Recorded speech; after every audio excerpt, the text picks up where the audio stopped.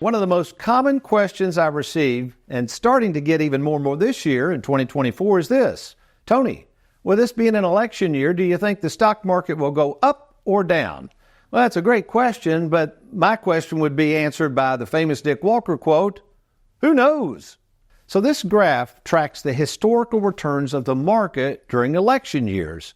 And basically what we're finding here is blue would represent when a Democrat is elected, red would be in a Republican, but it's up and down and it doesn't really matter. In other words, it doesn't discriminate who's a Republican or who's a Democrat. So again, who knows what in the world is going to happen during this election year, which is all the more reason I got to say this is all about cash flow. This has nothing to do with trying to time the stock market or predict who the next president will be. That's not what we're in the business of doing. In fact, I'm going to share with you this example, this case. Very interesting case. We'll go over to the whiteboard here. And this came up. You'll see what I responded here. I basically told these folks that cash flow is king when we went into this conversation. And it started out about an election year.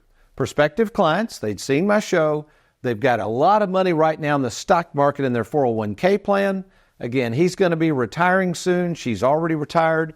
He currently has about $1 million in his 401k plan. She has $200,000. Okay, all is well in Mudville.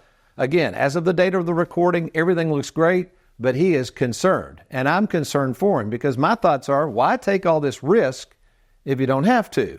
The problem is he had no game plan. He had no idea on how to measure the cash flow needs. So I'm going to show you this simple chart that I went through in my head and what I go through with everybody when I'm meeting with them. In fact, put this up full screen, Aaron.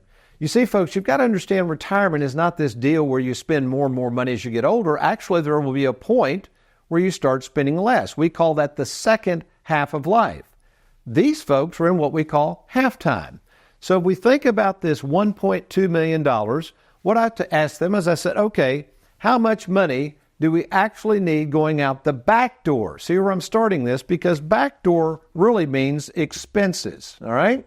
So at halftime, you want to be able to use and enjoy this money. Your expenses, that is what you decide you're going to spend, whether it's travel or things for the kids and grandkids, is going to be higher. In this case, he said, well, we're going to need at least $7,000 a month. And I said, no problem, but that means we're going to need roughly $10,000 a month coming in the front door because, again, he's got a lot of taxes he's got to deal with, and we have to account for those taxes.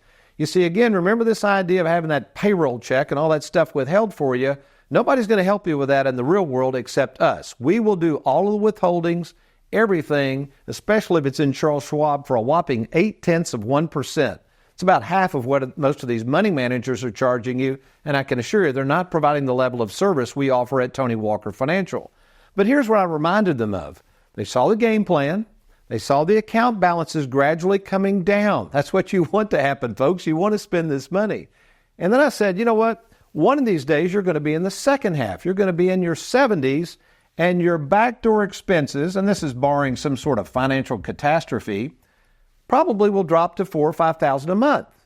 And I asked him, I said, are your parents still alive? And he said, yeah, my parents are alive. I said, how much do you think they spend a month?